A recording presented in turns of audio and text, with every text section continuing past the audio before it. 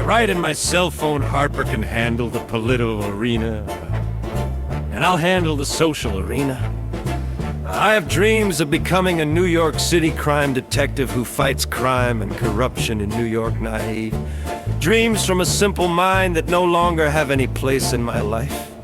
I also had dreams of becoming a stunt fighter, fight choreographer and action film director, not to mention security guard, SWAT officer, infantry soldier, artillery soldier, special forces and political advisor.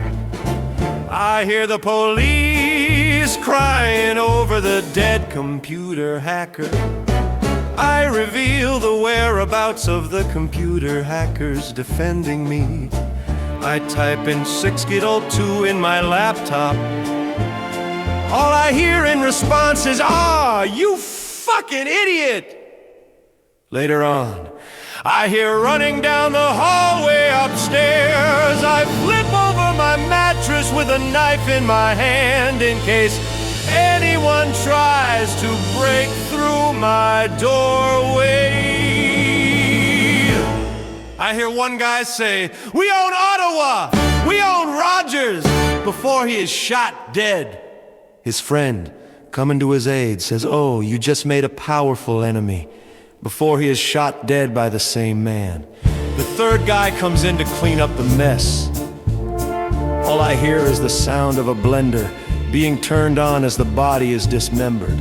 The gunshots are getting closer to my apartment. I suspect the woman who said we all heard everything got killed. I grab 2 kitchen knives from the kitchen and make my way to the elevator. I'm expecting action. I overhear an Italian guy slapping his girlfriend. I call him a piece of act on my Facebook. Since he's watching my Facebook and knows what I am typing, he immediately reacts by saying, "That's it. He is so out of here." I immediately leave the apartment complex. I once again grab my knives and make my way to the elevator. I try to ride the bus, but I think everyone is spying on me, so I get off. I try to slip through the junkyard, but the exit is cut off, so I make my way back to the bridge. I'm waiting at the St. Laurent bus station when a man slams the door open. Myself spooked by his demeanor, I insult him. He turns around to confront from the bottom of the stairs. I place my black grocery bag at the top of the stairs and subtly hint to my aggressor that I have a knife in it. The construction workers are looking on from the sidelines, one of them staring at me with a burning hatred. I decide against using the knife and calmly check the bus schedule. One of the construction workers, see, I want no trouble, so he escorts the red-faced man down the stairs. The red-faced man tells me he wants to kill my family. After waiting a couple of minutes, I go downstairs to readjust my knives. I notice that the construction worker and the red-faced man have disappeared.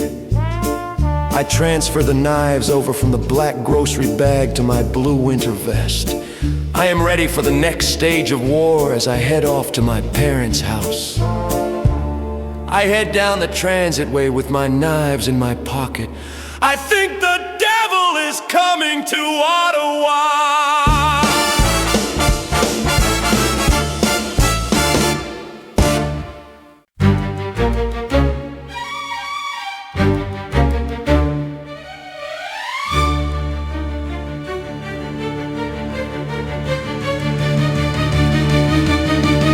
I make it to the Blair bus station, only to be shocked when I see a man alone at the bus station. He is big, buff and wearing a ski mask with sunglasses over it.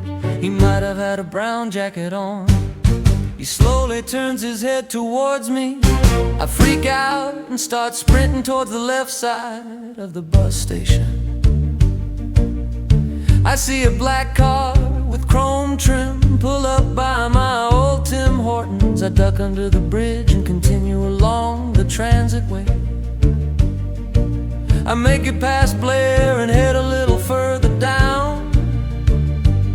I see a special constable waiting outside of the bus stations wearing a Moscow hat.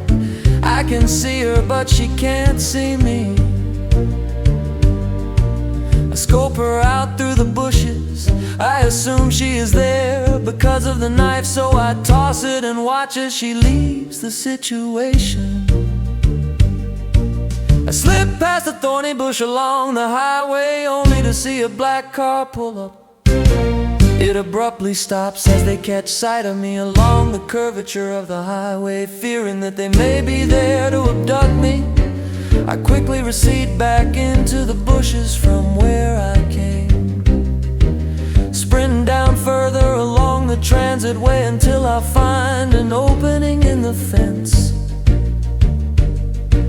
I walk along the snowbank with my shorts on. The snow itself leaves cold bruises along my legs. I make it to the other end of the school. I duck and crouch behind a car, waiting to see if anyone pulls up.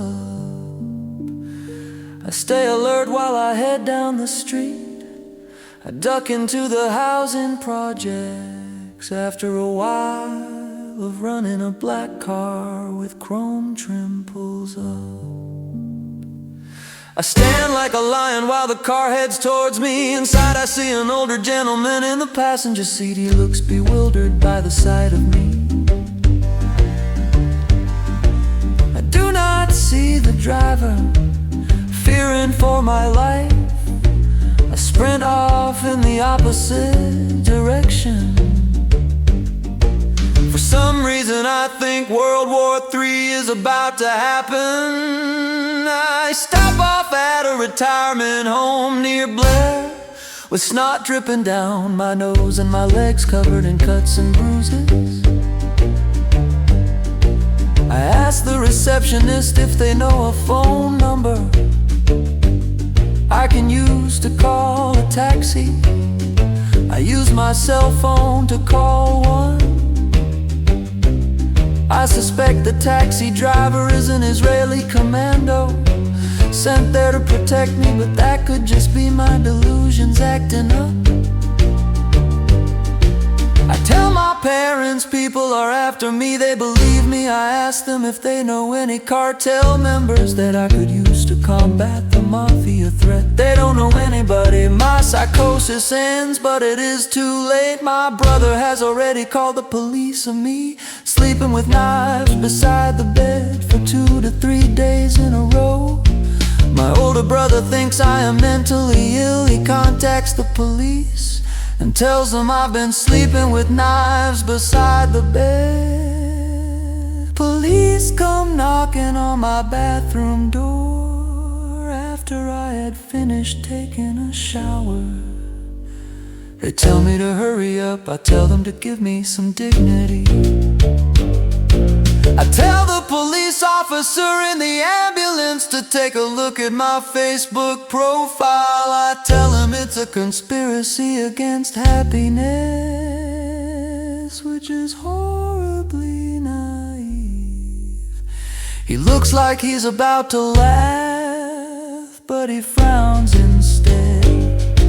I tell the attending police officer I would kill to protect my family. I tell him to look at my Facebook to see what I have been typing, in order to get a grasp of what was happening in the apartment. I also tell him to check the cameras at the St. Laurent bus station, so he can see the confrontation I had with the older gentleman and the construction worker.